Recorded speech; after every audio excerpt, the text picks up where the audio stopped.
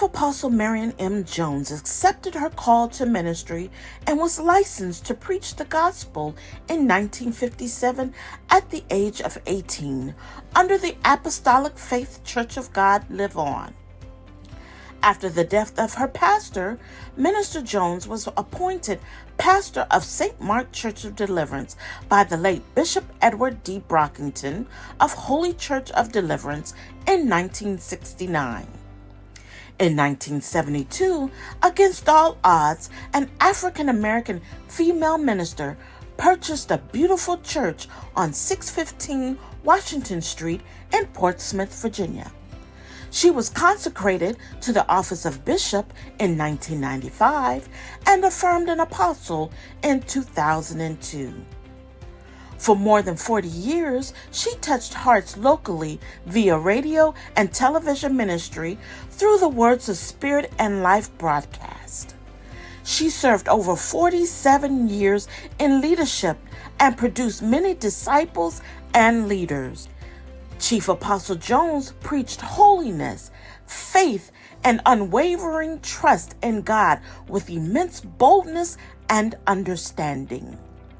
She was the senior pastor of St. Mark Deliverance Center, Portsmouth, Virginia, presiding prelate of St. Mark Ministries, and governed member churches in Mississippi, North Carolina, and Virginia. Chief Apostle Marion Jones, a woman of faith, love, and vision. You need to know that I'm faithful. And he said, if they ask me and seek me and keep on knocking, which implies perseverance in coming to God. Look at somebody and say, that means you can't give up. Don't give up. It's a continuous coming, persistent coming. Every time God look up, there you are, with your petition laid out before him. Oh, God, this message bless my heart. I want to welcome you to our Black History Moment. We are celebrating our leader, our former leader, Chief Apostle Marion Jones. She has been such an inspiration in my life, and I know she has touched the lives of so many of our members and people across the world. And we're here to talk about her, and not just her, but the legacy that she has left behind with each of us in her children, her grandchildren, her in-laws, and we are just excited to share this moment with them. So we're going to go through a few questions to get to know her just a little bit better and how her impact not only left a living legacy with us, but also the ones that we see and talk to and walk with every single day. So my first question is, what motivated Chief Apostle to work so hard? What motivated her, I think, most was her love for God and her love for people. She really, she was, when I say sold out for God, she was sold out for God. And living in the house with her, you saw that every day in everything that she did. And then her love for the people, that where she wanted, everyone to experience that love that she experienced. That forgiveness that she experienced, that grace and that mercy that she experienced. So I think that really motivated her to really push to, even get closer to God and then share that with the people, even sharing with the people how to get closer to God. So I think that was my take on that one. Well, in addition to what my sister has said, I think the driving force for her and motivation for her was that inner spirit, that inner man. The God in her would not let her quit. It wouldn't let her throw up her hands and say enough is enough. When she would get to that point, and as all of us do, we just want, enough is enough, I'm tired, that's it. But something on the inside of her would keep her going and said, no, you got to go a little bit further. I know you don't want to, but you have to, so that others will be able to do so as well. As a leader, that's what, again, and she was a leader of leaders. So that was one of the main things that had to come out from her, and it only could come out of her because it was in her. I agree. I think she understood her assignment. and from her understanding that it was her main objective to reach as many as she could with the time that the Lord gave her. And in that process, she made it so that there were many obstacles in her way, but she made it so that there were organizations and things lined up so that the things that she dealt with growing up and coming up as a leader, those behind her would not have to face those same things. And what I saw, she exemplified this statement, not my will, but your will be done. Yes. In the midst of even what we've heard, just the various things she was going through, but she just displayed that honor of, nevertheless, God, not my will, but your will be done. All righty. What is the best gift Apostle gave you? I really believe the biggest and the greatest gift that she gave me was my faith. When I battled with breast cancer, and knowing she was a powerful woman of God, woman of faith, and whatever she prayed, God heard her. The day that I sat in her room and she said, Carla, I can't hold your hand through this. This is a walk between you and God. And I looked at her. In my mind, I'm saying, you have prayed for so many people. You have prayed people back to life. You have prayed and people were healed and delivered, demons cast out. And you can't help me with this? But she taught me that day my faith. And that's when I had to kind of, okay, God, been in church all my life, been a pastor's child. I got to show some sign now, because I knew and I trusted God. I believed God because I seen so many signs and wonders. But when it came to, you know how it is when it's your personal thing, it's like, oh God, oh woe is me. But then I remember the song she used to play in the house a lot. We grew up with James Cleveland playing in the house all the time. Where is your faith? And that taught me, even through her battles, faith in God. And that was, I think, the greatest thing she ever did for me was say, this is between you and God. So I think one of the greatest gifts that she has ever given me is the gift of a strong woman, being strong as a mother. I'm so grateful because one thing I would never forget is when she first got on Facebook. She would send random little messages, and some of them was all capitalized, but it was so cute because it was like, what are you doing? But one night, it was like 12:30 in the morning, and she sent me this long message, and at the end of it, she started going into detail about how proud she was about the mother that I was. I'd become such a great mother, and how it is of value to be a great mother, to love your children. But I'm so grateful because I know as a mother, I received my strength from what I saw. She was a great mother to her children. She was a great grandmother to us. And I'm grateful that my children can say, I'm a great mother. And so when she told me that, I never forgot that. Every time I saw her after that, I would tell her thank you, because it pushed me a little bit further. When it got dark at night, I could remember those times of her telling me, you're a great mother. And it told me I could go on. I think for me, it was the time that we spent as a family. Like, she really showed us what it is to bond with your family, no matter what it's over. If it's a football game, basketball game, whether it was Christmases, we all sit at a table and really having that moment that you don't see nowadays. Like, that was a gift to give to us, that we got to actually experience that with the whole family, just being there for each other, talking to each other, taking naps with each other. I think that's something that she really blessed us with as a family. And also just her standing up in ministry, standing up, being so many people against her and stuff like that. To have someone in your family like that, I feel like that's a gift that she was more than grateful to give on to us as her grandchildren. For me, it was life.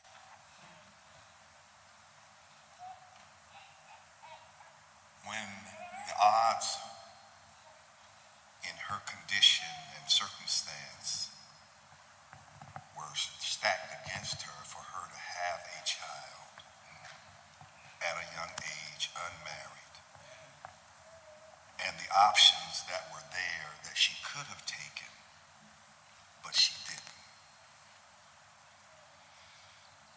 And I can breathe because she gave me life. And not just life because I'm a part of her, I have abundant life.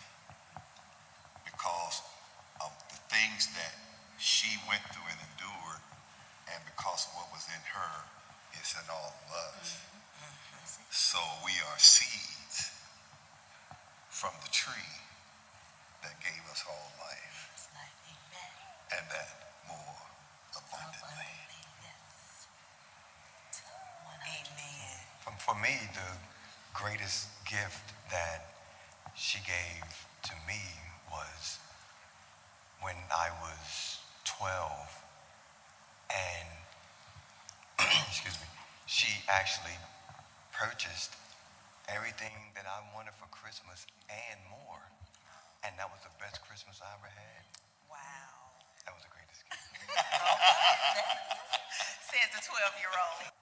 What's the most daring thing Apostle has ever done? In my opinion, it would be starting a ministry as a woman in a time when there were so many against women ministers. And for her to step out, first of all, to preach as a woman. And then secondly, to come up and dare to be a pastor in that age where men were stark and hard and they were really against women ministers and talked about the men who went to churches where women were pastors and belittled them and made them feel small. You under a woman's coattail and all that kind of stuff. And then to become a bishop on top of that, which was so daring. She was a pioneer in so many ways. She was in the first wave of women leaders that just, and in the Virginia area, in the Hampton Roads area, she was a star because she stood above everybody else and hung in there regardless to what they walked out of the pulpit on her. They wouldn't sit in the same area with her. Wow. They wouldn't honor her. They wouldn't respect her. But she kept right on preaching the word of God because the word of God is right no matter who brings it. And she knew she was right. And she knew she was in right standing with God. So her dare to just keep listening and obeying God no matter what the social status said was the most daring thing, I think.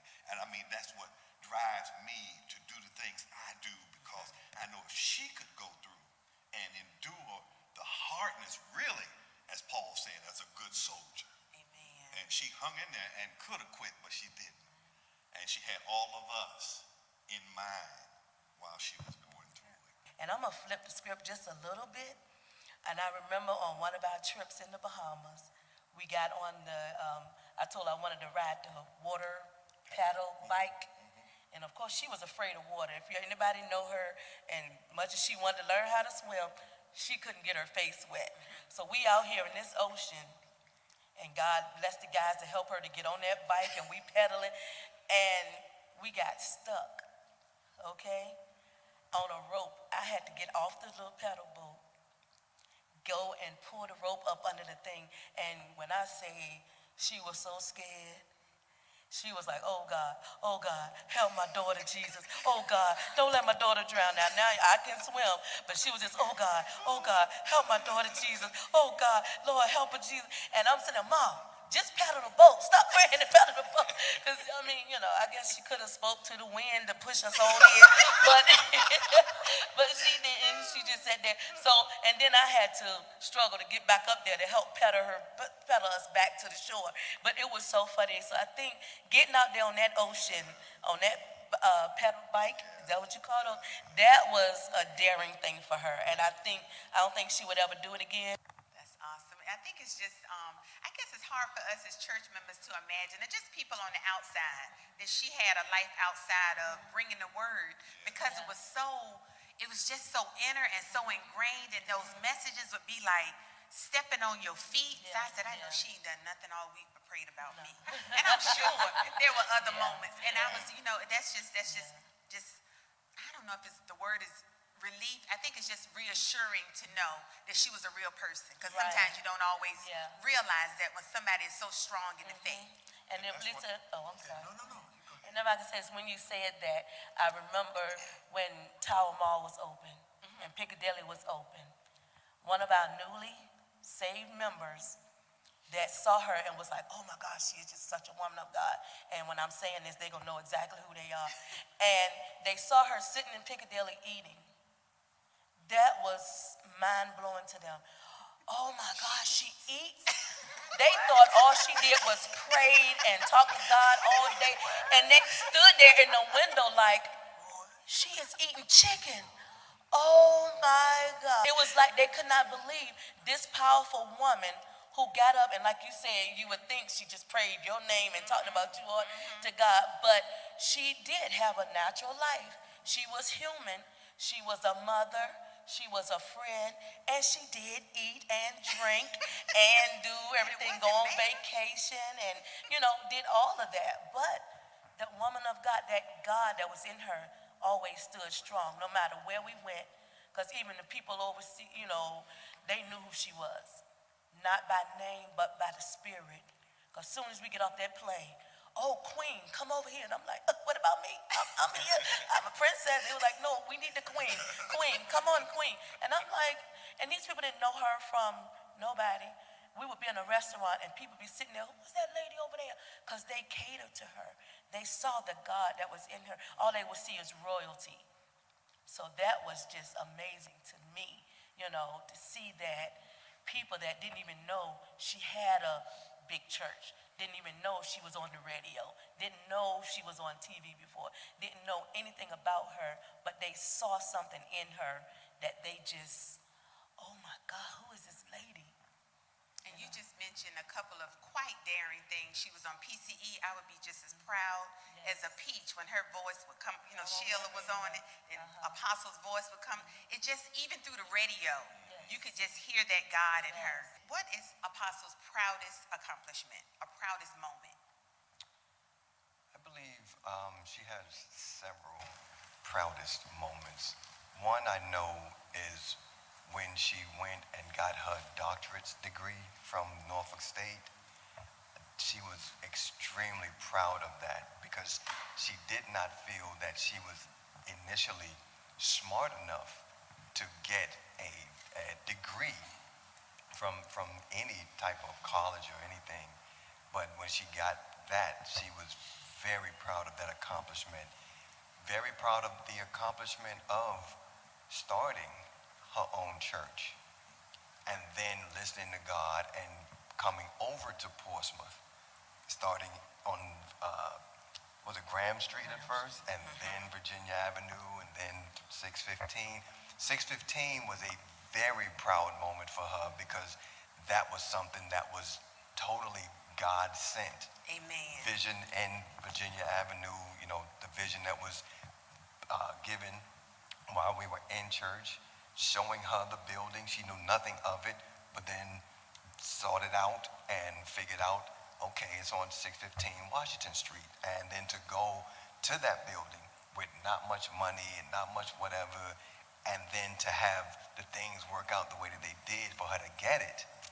And then that proud moment of her having the mortgage burning service. I remember that service. That was an awesome moment. Yes, I was there. yes. She was so proud of that. So she's had several moments that I know she was like intensely proud of. I remember walking on campus at Norfolk State, and I said, I know that, goodness, well, I think may have been Pastor Jones then. I said, I know that is not my pastor on Norfolk State campus. Sure enough, I was coming out of class, and it was her. I looked, and I was like, oh my goodness. So yes, I was proud just to have her on my campus, yeah. So yes, that was a proud moment for me. I think some of the proudest moments for her was seeing her kids and grandkids participate in ministry. Yeah. Yes. Yeah. When they would dance and sing and participate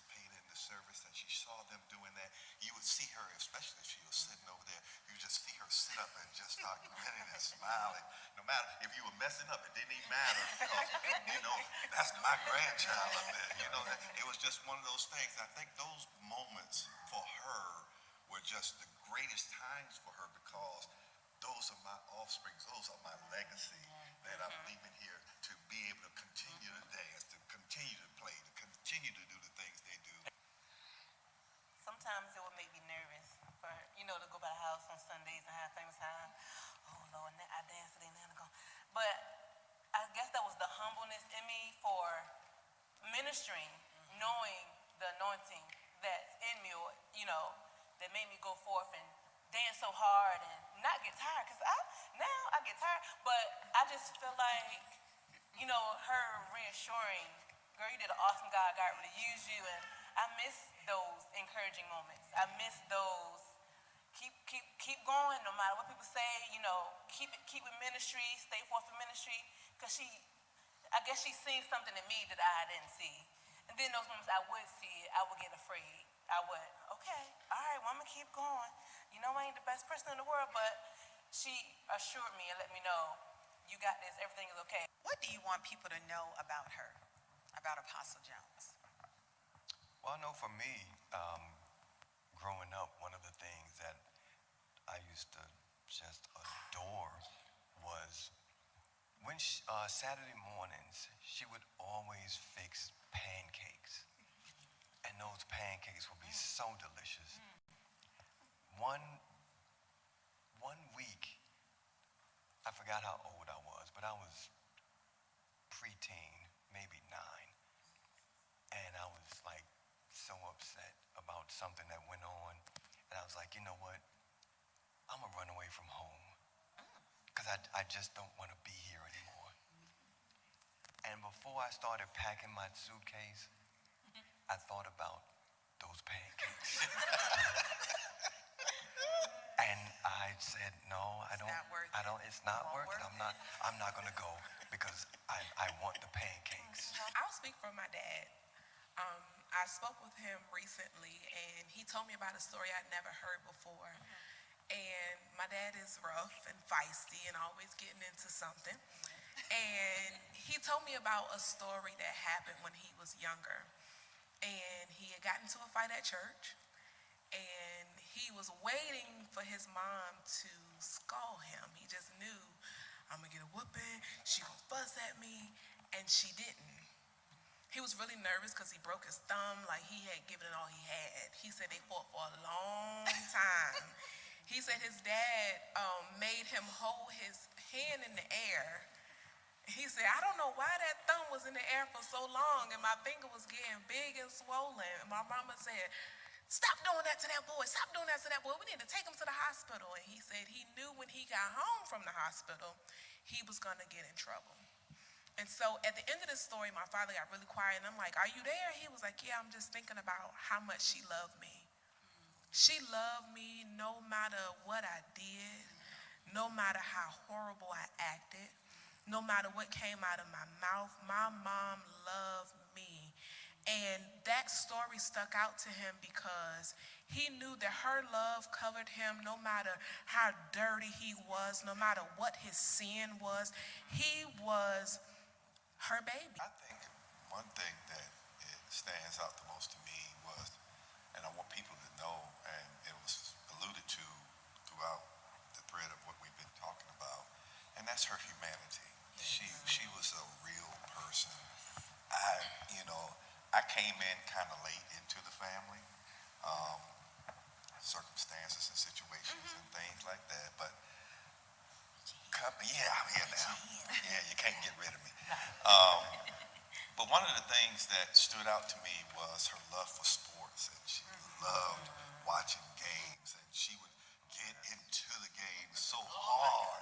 And I was wondering where I got that from, because I was the same way, but I watched her, and she was like, no, that's not, why did he break that run? Now, why did he do? And I mean, she would go in on the games and just really get into the sports, and it didn't matter what sport it was. It could be bowling, it could be hockey, it could be anything. I mean, anything. It didn't matter because all she wanted to do was to sit there and enjoy the game and enjoy the sports with her family. Yeah, with her family around her. But her humanity is what stands. And I want people to understand she was human. She had feelings. And during this Black History time, when we're talking about feelings, we got to understand that those feelings were stepped on a lot and people mistreated her. But her humanity, along with her spirituality, kept her and kept her balanced.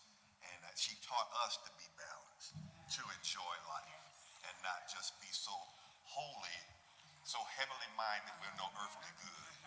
And she kept reminding me of that. Well, I want to publicly thank the Jones family for sharing her with us. She was such a phenomenal woman, not just to your family, but to so many people in the world. And you just don't know how, I don't think a day goes by that something doesn't happen or something, just something unremarkable that just makes me think about her impact, not just on my life. She's the reason I have a job, but on the lives of so many people around this world and around this nation. Don't think just because she wasn't a mega this or a mega that her impact is not lasting and everlasting, because it is. And I just want you guys to know, I know you hurt because I grieve, so I can't imagine how you're still grieving, because I miss her. And I remember thinking, who's gonna replace her? Who's gonna be what she was in my life? So I cannot imagine what you go through every day. Just know that I know God's got us, and I can see his footsteps in everything that we do, but it was based on her foundation. Everything, I was looking back over the history, everything that she's put into place is still ongoing. It's still affecting lives. It's still making a difference. And I just want you to know I love you, and I thank you for sharing her with us. Thank you. All righty.